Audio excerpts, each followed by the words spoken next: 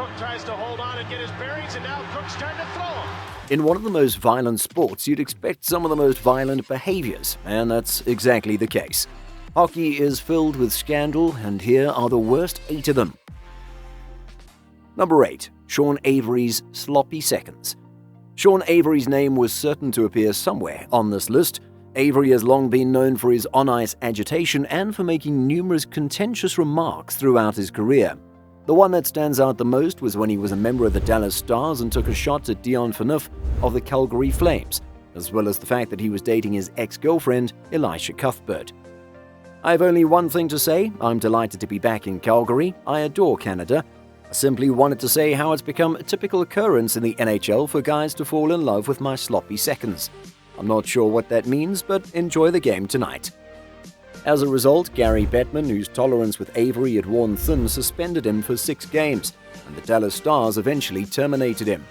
Avery's teammates did not defend him for his remarks. He was eventually signed by the New York Rangers and has remained out of trouble for some time.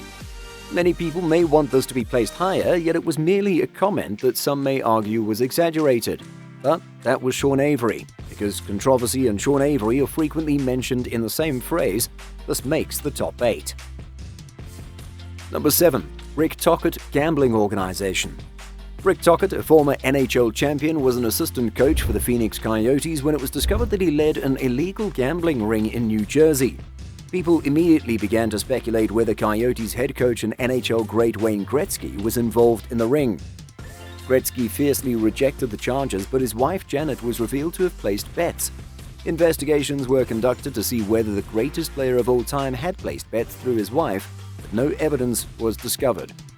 Tocchet was sentenced to 2 years probation and ordered to close the ring. In 2008-2009, he returned to coaching as the head coach of the Tampa Bay Lightning. This is one of the NHL's most overrated scandals. The fact that Wayne Gretzky's name is involved is the main reason it even makes the top 8. It is one of the most well-known scandals, although it has nothing to do with societal issues, as some of the top 5 scandals on this list do. Number 6. Brawl between Bruins and Rangers fans. Long before Ron Artest memorably invaded the Palace at Auburn Hills crowd, sending shockwaves throughout the sports world, a group of Boston Bruins had paved the way. During a Rangers-Bruins game in 1979, a riot broke out between the Boston Bruins and the spectators at Madison Square Garden. Players fought with supporters in the stands, swinging punches and kicking them with their shoes. Mike Milbury, a current NBC analyst, was a member of that Bruins club. This is included because it's a brawl that deserves more attention.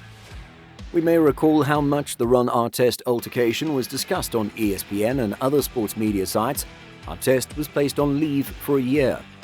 This brawl, on the other hand, is not widely publicized. It'll be fascinating to see if race plays a factor in why the Artest brawl is regarded so negatively in comparison to this brawl. Number 5. Rocket Richard and the riots in Montreal. We were only a few days out from the heinous Vancouver riots, but a riot erupted in Montreal streets in 1955, and it wasn't for a sporting event. Rocket Richard, a Canadian star, was suspended for the whole season after a confrontation with a linesman. Many Canadiens fans claimed that the unusually long suspension was due to Richard's French-Canadian heritage. When NHL President Clarence Campbell appeared at the following Canadiens game at the Montreal Forum, fans were not pleased, and they let it be known by instigating a disturbance in the Forum that spilled onto Montreal's streets, causing damage and injuries. This was no hockey brawl, it was a racial uprising. There was a lot of feuding in Quebec at the time between French and English Canadians. The fact that this was racially motivated and finally resulted in a change in relations between the two sides is a major reason why it's rated here. If you're having fun watching this video, hit the subscribe button to catch our latest content and support our channel. Number 4. Marty McSorley. Marty McSorley was one of the most feared enforcers in hockey history, but he'll be remembered for his actions in the final 3 seconds of his career. McSorley whacked Donald Brashear in the head with his stick with a few seconds left in a game against the Vancouver Canucks, knocking him out. He was not only suspended, but he was also arrested for his attack. Brashear would return to the ice, but McSorley was found guilty and sentenced to probation. His suspension was increased, and he was never allowed to play again. McSorley's stick swing had a far greater negative impact on the NHL than it did on him. The stick swing could have been the beginning of the NHL's demise in the early 2000s. It portrayed hockey negatively and caused it to lose popularity. Following this were the bankruptcy of various teams, the Todd Bertucci incident, and finally the damaging lockout. Number 3. Todd Bertucci. Todd Bertucci sucker-punched Steve Moore on the ice and slammed his face on the ice, causing 3 shattered neck vertebrae and a concussion just 5 years after McSorley's violent stick swing. It should be recalled that Steve Moore previously concussed Marcus Naslund with a headshot, which would be prohibited today. Todd Bertucci apologized profusely and was suspended for the rest of the 2004 season. He made a comeback in the 2006 season. Steve Moore hasn't appeared in a game since. This, like the McSorley stick swing, sent negative shockwaves around the country and demonstrated that every time hockey was in the news, it was for a bad reason. This was most likely a big reason why fans abandoned hockey during the pre-lockout years. Number 2. The story of Mike Denton. This could be one of the most weird and disturbing situations in hockey history, and it exemplifies why the hockey world has to scrutinize junior hockey head coaches and agents. Mike Denton was a rising junior star. Unfortunately, he was playing for David Frost, who had obsessive control over Denton's life and eventually drove him away from his family. Denton's actual surname was Jefferson, but he changed it to legally distance himself from his family. Frost had persuaded him to do so. However, things quickly deteriorated. Denton was arrested after the 2003-04 playoffs after it was discovered that he was attempting to hire a hitman to murder David Frost. A taped phone contract between Frost and Denton was discovered a week after their arrest. Frost was instructing Denton on how to manage the legal proceedings. The strangest aspect of the call is Frost compelling Denton to say, "I love you." Frost had an entire influence over Denton's career, which is weird and strange given Frost's history. He was accused of 12 charges of sexual exploitation involving 3 females and 4 boys aged 14 to 16. Denton now denies attempting to murder Frost.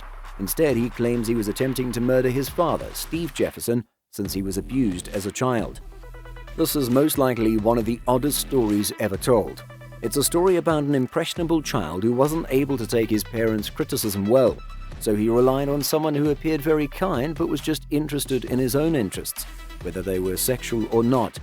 It's a tragic narrative that emphasizes the importance of parents knowing what they're putting their children through. Number 1. Sheldon Kennedy story. This is a tragic story about a junior hockey coach sexually assaulting one of his players, causing trauma, a limited career, and life difficulties that a person with a regular junior hockey coach would never have to deal with. The coach was Graham James. Sheldon Kennedy was the participant. While Kennedy was in junior hockey, James sexually molested him multiple times, and Kennedy never opened his mouth out of fear.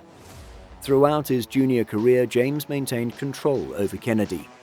James was imprisoned for 350 sexual assaults on Kennedy and another unidentified player. Graham James also assaulted Theoren Fleury, a former Calgary Flames legend, according to his book. This explains why his career was marred by drugs and emotional hardship. Sadly, Kennedy's career was cut short due to the trauma. Graham James is presently in Guadalajara, Mexico, after facing multiple allegations of sexual assault and abuse in Canada. Kennedy's bravery in speaking out against James should be commended. Few people are aware of him, but this is a true and heartbreaking story about how a young child's ambition can be crushed by maniacs like James, who should be locked up for good. For more wild NHL content, click the video on the screen to watch moments that ruined NHL players' careers.